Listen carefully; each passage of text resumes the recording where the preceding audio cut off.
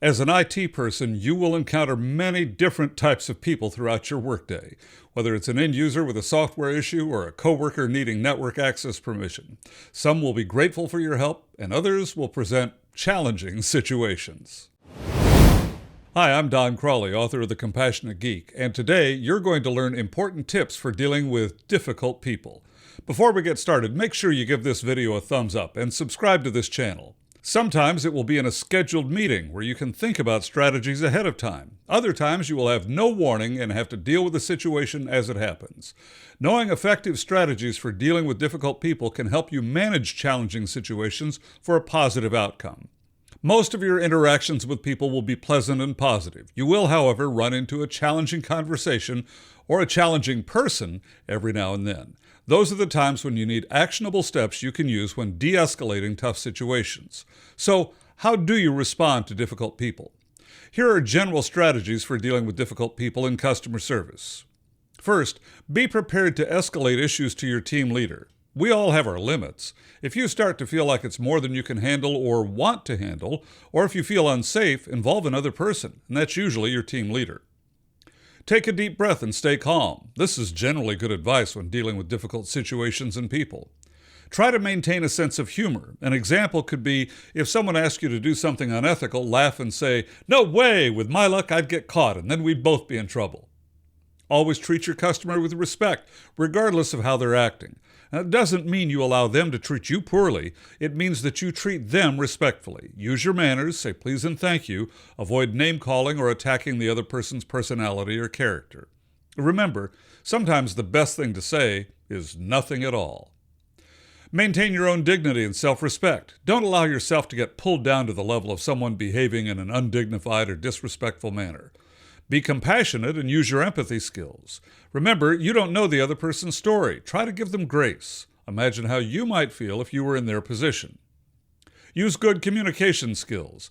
Remember the words of author Merrill Runyon. Say what you mean what you say, and don't be mean when you say it.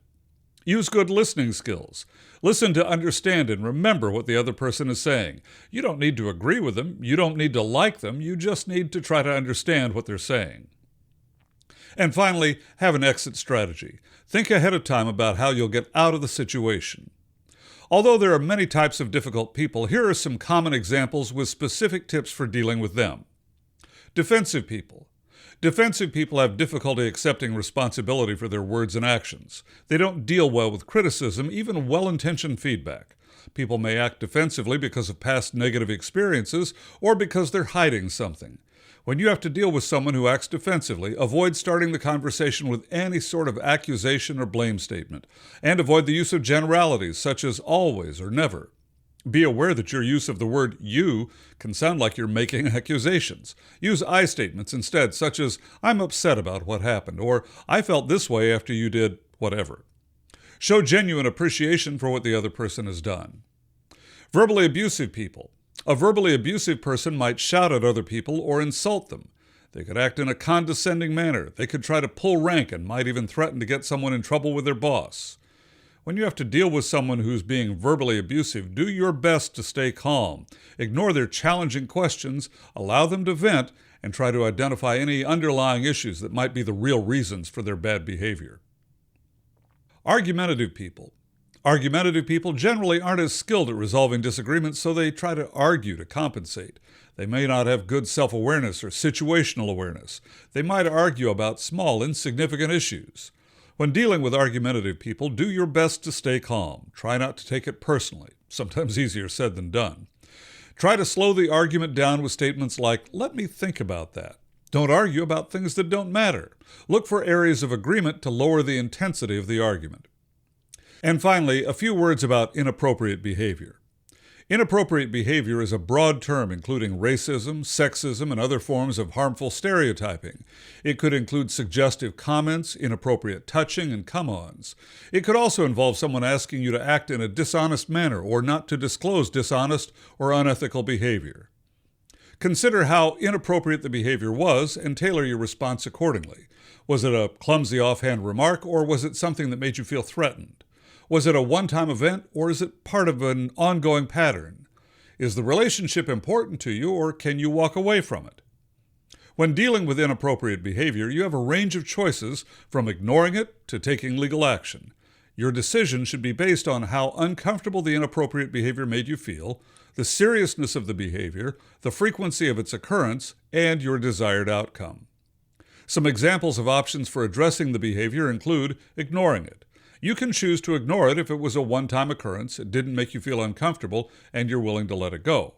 Be careful about ignoring any behavior that might put you in a compromised position in the future, such as an ethical lapse that you chose not to report. Confronting the offender. You can choose to confront the offender, explain how their actions affected you, and ask for their commitment not to repeat the behavior. And reporting the behavior. You can choose to report the behavior to your HR department or supervisor if you don't feel comfortable handling the situation on your own. In some cases, you may even want to take legal action. It's hard to cover a large topic like inappropriate behavior in a couple of paragraphs. I wrote an entire blog post on the topic at the link in the description, or just visit doncrawley.com and search on the term inappropriate behavior. Knowing how to work with a variety of people you'll encounter in your IT career is a big part of your career success. Not all of them will be pleasant or easy to work with, but the most successful people find ways to work with the different types of people in the workplace. Remember to always hold yourself to the highest possible standards of behavior. Stay calm, have empathy and compassion for everyone, communicate clearly, be a good listener, treat your fellow humans with dignity and respect, and be ready to involve another person if things get uncomfortable, and always have an exit strategy. Want more? Enroll your team now in Compassionate Geek IT customer service training so they can work together, get things done, and take care of customers. Visit CompassionateGeek.com or click the link in the description. Until next time, thanks for watching.